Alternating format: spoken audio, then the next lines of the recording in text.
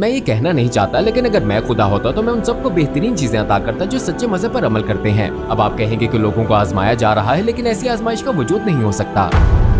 अगर आप सामने आए और कहें कि मैं नबी हूँ तो मैं नहीं मानूंगा। अगर आप कहें कि देखो मैं इस इमारत को उछालूंगा, और अगर आप ऐसा कर दे तो यकीन ना करना हमाकत होगी। उन्होंने कहा मैं चांद के 2 टुकड़े करूंगा और फिर 2 टुकड़े हो गए, लेकिन मैं कैसे मान लूं कि ऐसा हुआ था।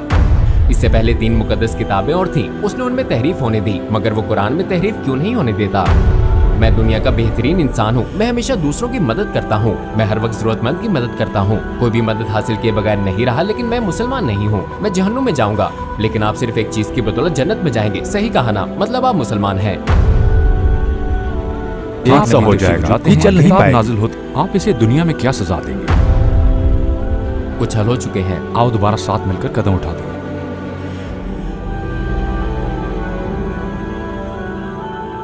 इसे YouTube पर पोस्ट कर सकते हैं, कोई मसला नहीं। अच्छा, आपका अकीदा क्या है? मैं नहीं जानता कि फिलहाल मेरा क्या अकीदा है। मैं ये नहीं कह सकता कि मैं मुसलमान हूँ, और मैं नहीं कह सकता कि मैं मुसलमान नहीं हूँ या मैं कुछ और हूँ। चले मैं उलझन में हूँ, मतलब मैं वाकई उलझन में हूँ। क्या आप खालिक के वजूद को मानते हैं? जी बिल्कुल, मैं यकीनन मानता हूँ। मतलब मसला मजहब के साथ है फिर? हाँ, मुझे मजहब के हवाले से कुछ मसाइल हैं। तो क्या हम आपको खुदा परस्त कह सकते हैं? क्योंकि खुदा परस्त खालिक को मानते हैं लेकिन मजहब को नहीं। मैं इससे करीब तर हूँ, लेकिन हम मुकम्मल तौर पर भी मैं नहीं कह दरमियान सकते। में हूँ। ठीक, मतलब मैं दोनों के करीब हूँ। मैं कभी यहाँ हूँ तो कभी वहाँ। मतलब आप कह रहे हैं कि फिलहाल आप मुसलमान नहीं हैं। मैं नहीं हूँ। हम कह सकते हैं कि मैं नहीं हूँ। लेकिन मुझे नहीं पता मैं क्या हूँ। ठीक, लेकिन मुझे नहीं मालूम कि मैं क्या हूँ। मुमकिन है आज हम आपके सवालों का जवाब दे उम्मीद सकें। हम दे सकते हैं। अगर ऐसा हो जाए, यानी हम जवाब दे दें, तो क्या आप कहेंगे कि मैं इस्लाम में वापस आ रहा हूँ? मसलन जैसे मेरे जहन में बहुत से सवालात हैं, लेकिन सबसे बड़ा सवाल ये है कि कहा जाता है कि कुरान का मुहाफिज अल्लाह है। इससे पहले 3 मुकद्दस किताबें और थीं, ज़बूर, तौरात और इंजील।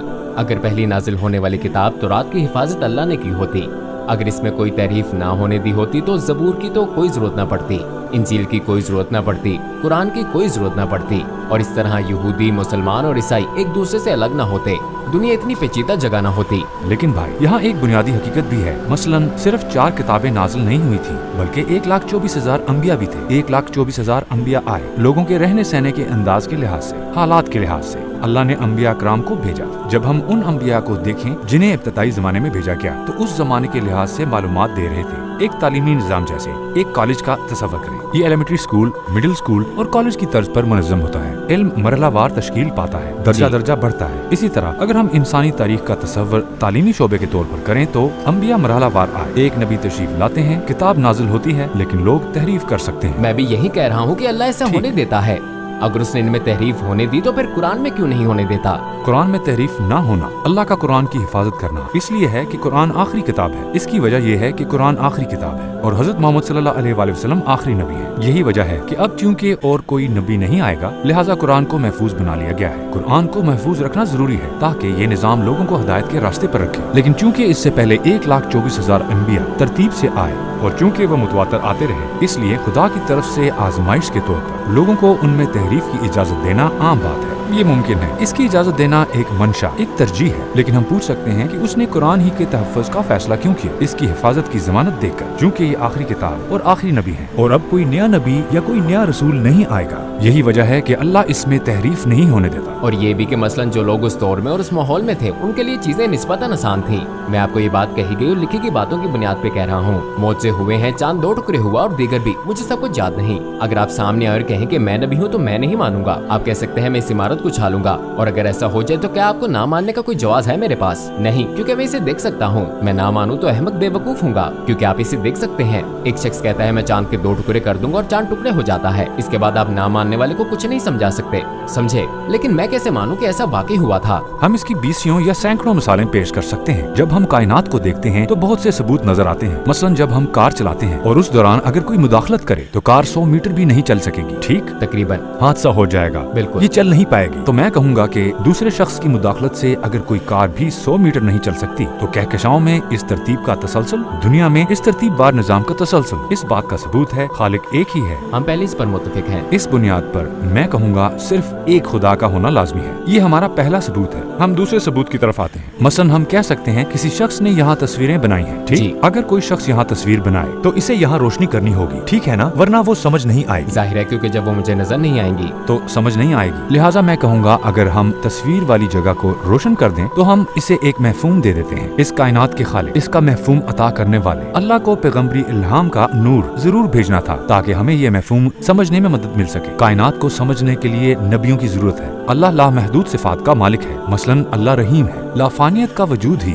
रहमदिली को रहमदिली बनाता है, खुशी को खुशी उसका लाजवाल होना ही बनाता है, यानी हमेशा जारी रहने वाली खुशी। जब हम इस तरह की सिफात को देखते हैं तो चूंकि वो लामहदूद सखावत, लामहदूद रहमदिली रखता है, लिहाजा इसके नताइज भी आखिरत में सामने आएंगे। अगर वो नहीं चाहता तो हम में ख्वाहिश का मादा पैदा न करता। इस बुनियाद पर मैं आपको कह रहा हूँ कि लाफानी जिंदगी की हमारी ख्वाहिश आखिरत में पूरी होगी। ये मालूमात मैंने कायनात की किताब में पढ़ी है, जो कुरान में भी है। लिहाजा मैं कहूँगा जिन जवाबात की मुझे तलाश है वो कुरान में है। जब मैं कुरान को देखता हूँ तो उसमें 90 मौजज़े नजर आते हैं। इसमें सूरह लहब है, ये मुस्तकबिल का एक वाक़या बयान करती है। ये पेशगोई करती है कि अबू लहब काफिर मरेगा, और यही बात आखिरकार सच हुई। चूँकि इंसान वक्त में महदूद है, वो किसी के बारे में ये मालूमात कैसे दे सकता है कि वो मुस्तकबिल में कैसे मरेगा। इसके अलावा ये मालूमात, ये सूरह अबू लहब की मौत के वक्त के करीब नाजिल नहीं हुई। उसकी मौत इसके 7 साल बाद हुई। जब ये सूरह नाजिल हुई थी तो एक काफिर ये भी कर सकता था, वो झूठ बोल सकता था कि वो ईमान ले आया है, मैं ऐसे ही करता। लेकिन देख लो उसने ऐसा नहीं किया। ये जानते हुए भी वो झूठ मूठ भी ऐसा ना कर सका। मतलब इसका पूरा निजाम जानते हुए ऐसा सिर्फ और सिर्फ वही हस्ती कह सकती थी जो वक्त में महदूद नहीं है। कुरान की सच्चाई का एक और सबूत ये है कि कुरान जैसी कोई और किताब नहीं लिखी जा सकती। कुरान चैलेंज करते हुए कहता है, कुरान की मानंद एक किताब लिख कर ला, अगरचे तमाम इंसान और तमाम जिन्नात भी इस काम पर जमा हो जाए, तब भी तुम इस जैसी किताब नहीं लिख सकते। हत्ता के 14 सदियां गुजर जाने के बावजूद इस जैसी किताब नहीं लिखी जा सकी। इसकी फसाहत और बलागत, एक हर्फ में मानी का समंदर मौजूद होना, इसके अल्फाज में तनासुब और हम आहंगी, इसका बामुहावरा कलाम और इबारत हर एक को हैरान कर देती है, और कोई भी इस जैसी किताब नहीं लिख पाया। और मैं कह रहा हूँ ये कुरानी मौजों में से एक मौजा है। आप ही ने तो कहा था ना कि कुछ मावराए फितरत अमल सरजर्द होना चाहिए। आपने कहा कि नबी ने मौजे पेश किए, फिर क्या ये हैरान कुन नहीं है? कुरान इस जैसी किताब लिखने का कहता है। अगर सारी दुनिया इकट्ठी हो जाए तब भी वो इस जैसी किताब नहीं लिख सकी और ना ही लिख सकती है, और कुरान यही कहता है कि तुम नहीं लिख सकते। लिहाजा ये कुरान के सच होने का एक और सबूत है। हम बहुत सी मिसालें पेश कर सकते हैं। सच्चा मजहब इस्लाम ही है। ठीक है,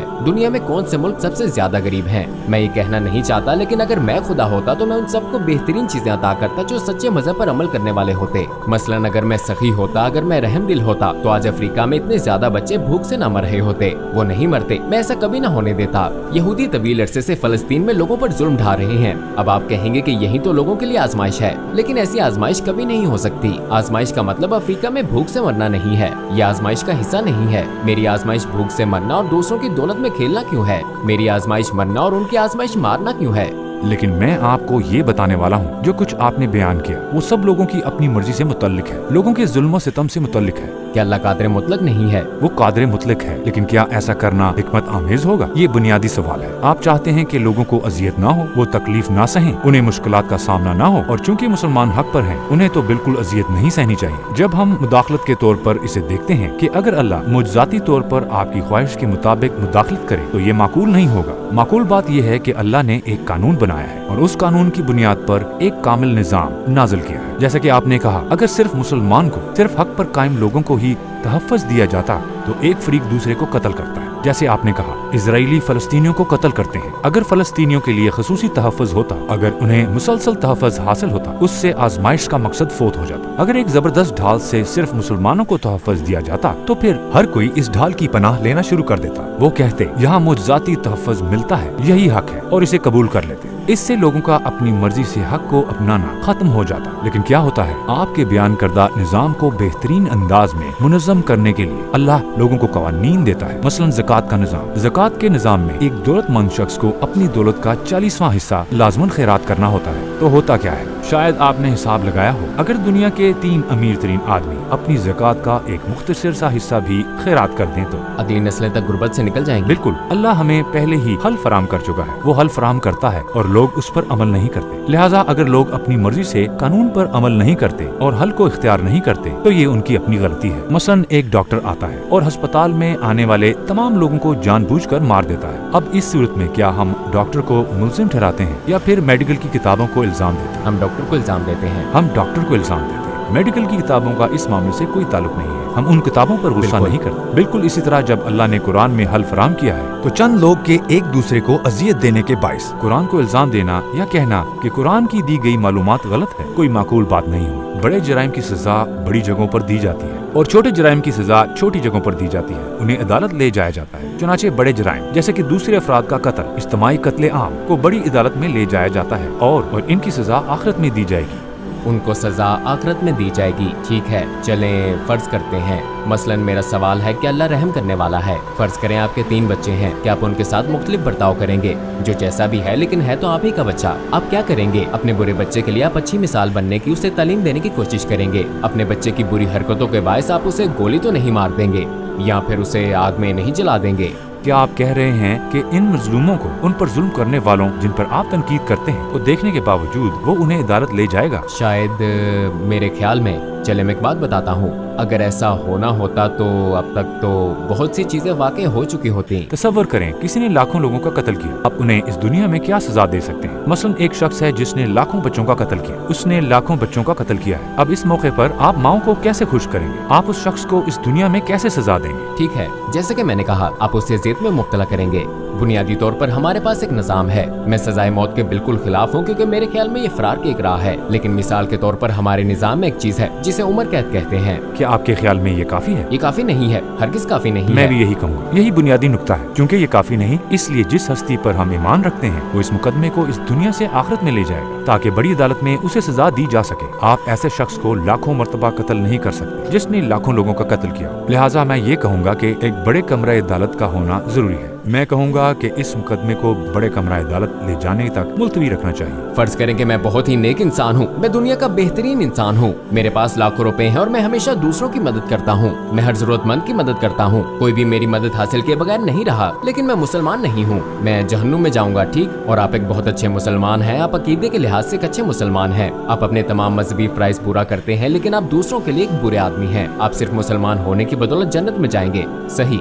मेरी राय में यही बात माकूल है। मैं समझ गया, ये बहुत अच्छा सवाल है। मुझे वजाहत करने दें भाई। पहला मसला ये है कि ईमान नतीजे का मामला है। मतलब किसी ऐसे शख्स को लें जो फिलहाल बहुत अच्छा हो, जो बहुत नेक हो। हमें कोई आइडिया नहीं कि उसे मौत कैसे आएगी। अहम चीज मौत के वक्त किया जाने वाला फैसला है। किसी बहुत नेक आदमी की मौत ईमान पर हो सकती है, ये मामला नतीजे का है। या किसी ऐसे मुसलमान की बात करें जो बहुत बुरा हो, यानी अगर उसके तर्ज जिंदगी को देखें तो इस तरह के बहुत लोग हैं। वो अपनी जिंदगी में कह सकते हैं कि मैं मोमिन हूँ, लेकिन हमें नहीं मालूम कि उसे मौत किस हाल में आएगी। मुमकिन है उसने इतने बुरे अमाल किए हों जिससे उसका दिल स्याह हो गया हो, और गुनाह करते करते उसका दिल इतना स्याह हो जाए कि उसकी मौत ईमान पर ना हो। हम ये नहीं जानते, यानी हम लोगों के तर्ज जिंदगी को देखकर नतीजा अख्स नहीं कर सकते। ये नतीजा गलत होगा। यकीनन हम ऐसा नहीं कर सकते। जबरदस्त, ये पहली चीज है भाई। आइए अब दूसरी चीज देखते हैं। हमें जानना चाहिए जिसे हम अच्छाई कहते हैं उसका तसव्वुर क्या है। मसलन अगर कोई बादशाह आपको मुलाजिम रखे और सोने की 1000 अशरफियाँ दे और आपको कहे कि जाओ लोगों में बांट दो, तो ये आपकी अपनी अच्छाई होगी या बादशाह की?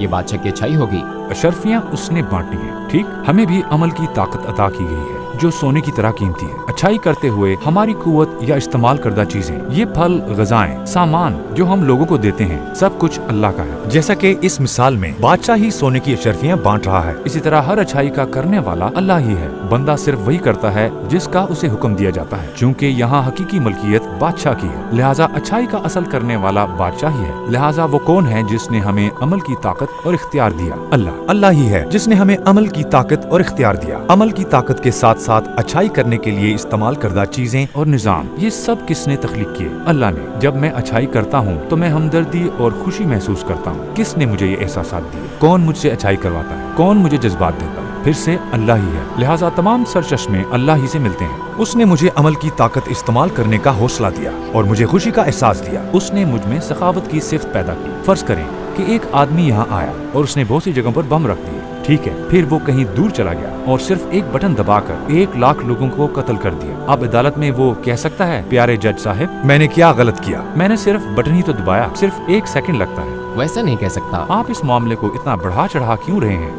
हमें उस सिस्टम को देखना चाहिए जो इसके नतीजे में सामने आया। और अगर यहाँ फौजी और सरकारी अहदेदार भी होते तो फिर क्या होता? मामला और ज्यादा संगीन हो जाता। जाहिर है ना? अब इसी मिसाल के मुताबिक एक काफिर इस कायनात में आता है और कायनात की हर चीज, एटम के ज़रात से लेकर जानवरों और बादलों तक अल्लाह की गुलाम है। ये सब अल्लाह का तारुफ है। मसलन जब हम दरख्त और इसके फलों को देखते हैं तो ये असल में एक गुलाम है जो हमसे अल्लाह का तारुफ करवाता है। ये हमें अल्लाह की बहुत सी सिफात दिखाता है, जैसे कि अल्लाह का नाम रज़्ज़ाक और उसकी सखावत की सिफ्त। जब एक काफिर ये कहता है कि इस कायनात का कोई अल्लाह नहीं है, तो वो दर हकीकत क्या करता है? वो इस कायनात के तमाम गुलामों का कत्ल कर देता है। वो इनके फराइज का इनकार कर देता है। जैसे कोई शख्स जज को ये कह दे कि मैंने सिर्फ बटन ही तो दबाया और क्या किया। तो जिस तरह वहाँ ये बात कहने से नतीजा नहीं बदलता, इसी तरह यहाँ भी उसके ये कहने से कि मैंने सिर्फ यही कहा कि कायनात का कोई अल्लाह नहीं है, मैंने किसी का कुछ बिगाड़ा तो नहीं, नतीजा नहीं बदलता। अगर कोई ये कहे कि अल्लाह का वजूद नहीं है तो वो तमाम सबूतों, तमाम गुलामों और कायनात के तमाम सिपाहियों का इनकार कर रहा होता है। इसके साथ साथ उस हस्ती का भी इनकार करता है जो लाफानी है। मसलन अगर आप मुझे गाली देते हैं तो ये मुमकिन है थोड़ी बहस हो और हम खुद ही मामला रफा दफा कर लें, लेकिन जब आप बादशाह के सामने इससे बदकलामी करते हैं ये बहुत बड़ा मामला बन जाता है। मतलब इसका नतीजा आपकी मौत भी हो सकता है। जाहिर है बिल्कुल इसी तरह अगर कोई शख्स कोई छोटी तकलीफ पहुंचाए तो उसे हल किया जा सकता है, लेकिन अगर कोई शख्स बादशाह से बदकलामी वाली इस मिसाल की तरह कहता है कि कायनात का कोई खालिक नहीं है और अलामती तौर पर तमाम गुलामों को कत्ल कर देता है, तो क्या होता है? लाफानी हस्ती का इनकार करने वाला लाफानी जुर्म का इर्तिकाब करता है। चूँकि ऐसा शख्स बड़े जुर्म का इर्तिकाब करता है, लिहाजा उसे अपने अमल का नतीजा भुगतना पड़ता है। जैसा कि आप पहले ही शुरू में कह चुके हैं, उन्होंने फलस्तीन में लाखों लोगों का कत्ल किया है, उन्होंने लाखों बच्चों को मारा है। क्या हम नहीं चाहेंगे कि उन्हें इंसाफ के साथ सजा दी जाए? हम यकीनन चाहेंगे। लिहाजा जहन्नम की सूरत में उन्हें बिल्कुल मुनसिफाना सजा मिलेगी। नहीं, मेरा मतलब है ये कहना कि मैं मुसलमान नहीं हूँ इतना बड़ा जुर्म है। हाँ, यही तो मैं कह रहा हूँ। चले मैं एक मिसाल देता हूँ। एक बादशाह हमें अपने महल में बुलाता है, ठीक है? वो महल में एक शानदार दावत का इंतजाम करता है। एक आदमी आता है और कहता है, इस महल के तमाम फल मेरे हैं, यहाँ कोई बादशाह नहीं, प्लीज प्लीज आप लोग शुरू करें, मैं आपको पेश करता हूँ। बज़ाहिर वो लोगों में फल तकसीम करके अच्छाई कर रहा है। जरा इसका तसव्वुर करें वो क्या करता है। वो वहाँ की हर चीज को अपनी मलकियत जाहिर करने की कोशिश करता है। लेकिन एक और ग्रुप आता है। इस ग्रुप के लोग कहते हैं, बादशाह ने हमारे लिए कितनी शानदार दावत का इंतजाम किया है, और वो बादशाह को सराहते हैं। वो मानते हैं कि तमाम फल बादशाह ने दिए हैं। फिर उनके दरमियान कुछ बहस हो जाती है, एक दूसरे को अजियत पहुँचाते हैं, वो एक दूसरे के खिलाफ जुर्म का इर्तिकाब करते हैं। इसी तरह के जराइम किए जाते हैं। अब जब हम इस मामले को देखते हैं तो एक फरीक बादशाह की प्रॉपर्टी पर अपना हक जताने की कोशिश करता है, उसे चुराता है और कहता है यहाँ कोई बादशाह नहीं है, और दावत का मकसद बर्बाद कर देता है और लोगों को गुमराह करता है। दूसरा फरीक क्या करता है, वो बादशाह का इकरार करता है, लेकिन एक बहस छिड़ जाती है। जब हम यहाँ जुर्म के लेवल को देखें, एक बड़ा जुर्म है और दूसरा निस्बतन छोटा जुर्म है। बिल्कुल इस मिसाल की तरह अगर कोई काफिर इस कायनात में आता है और कहता है कि किसी अल्लाह का वजूद नहीं है, जब वो कहता है कोई खालिक नहीं है, तो वो उसकी तमाम प्रॉपर्टी चुरा लेता है। कायनात का कोई खालिक नहीं है, ये सारी प्रॉपर्टी मेरी है, मेरे जिस्म पर मेरा हक है। जब वो कोई अच्छाई करता है, लोगों में फल तकसीम करता है और कहता है वो तो लोगों के साथ अच्छाई कर रहा है, और लोगों को कहता है कि इस जगह का कोई बादशाह नहीं, इसका मतलब है ये कि वो यहाँ मौजूद हर शय की मलकियत पर अपना हक जमाने और उसे चुराने की कोशिश करता है। और उसका ये मतलब है कि वो यहाँ मौजूद हर गुलाम का इलामती कत्ल कर देता है, क्योंकि हर चीज को अल्लाह की सिफात जाहिर करने के लिए पैदा किया गया है। एक मुसलमान यहाँ जुर्म का इर्तिकाब कर सकता है, लेकिन वो इस कायनात के बादशाह का इकरार करता है। लेकिन जैसे मैंने आपसे कहा, ये बुनियादी बातें मरहलावार हल होंगी। कुछ हल हो चुकी हैं। मैं पहले इस बारे में हमेशा सोचता हूँ, मैं इस बारे में सोचना जारी रखूंगा। मेरा मतलब है मुझे आपसे मदद मिली। आप कह रहे हैं बाज हल हो चुकी हैं, मगर सब नहीं। मसलन हम घर से बाहर हैं, ठीक है, और फर्ज करें हम किसी चट्टान के किनारे पर हैं। वहाँ एक महल भी है जिसके 100 दरवाजे हमारे सामने हैं। इस महल के 100 दरवाजों में से एक दरवाजा खुला है और 99 दरवाजे बंद हैं। लेकिन हमें संगीन सूरत हाल दरपेश है। इस सूरत में क्या हम महल में इसलिए नहीं जाएंगे कि इसके 99 दरवाजे बंद हैं? हम ऐसा नहीं करेंगे। एक दरवाजा पहले ही खुला है, हम क्यों दाखिल नहीं होंगे? लेकिन अगर अगर जरूरत हुई तो मैं अंदर जाकर मजीद दरवाजे खोल सकता हूँ। इस मिसाल के मुताबिक भाई हो सकता है कि इस्लाम के कुछ कवानीन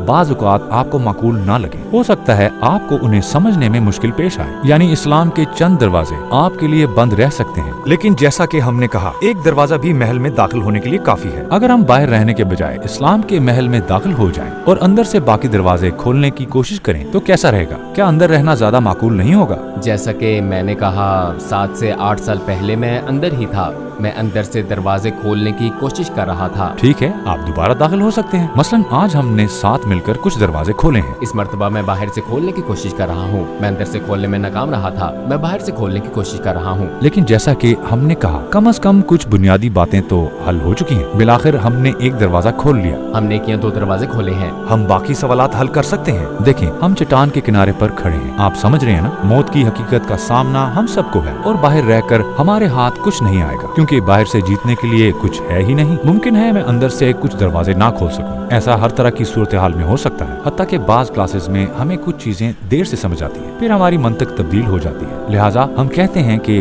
अगर एक दरवाजा खुला है तो आइए अंदर चलते हैं, आइए अंदर से तलाश करते हैं। यकीन करें ऐसा करना ज्यादा माकूल, ज्यादा मंतकी नुक्ताए नजर होगा। अगर हम ऐसा करें तो क्या ये ज्यादा खूबसूरत नहीं होगा? चलें बाकी दरवाजे बाद में मिलकर तलाश कर लेंगे। हो सकता है, मैं किसी चीज का वादा नहीं कर रहा, मगर हो सकता है। आइए साथ मिलकर एक और कदम उठाते हैं। मेरा मतलब है मैं तजब्जुब में हूँ।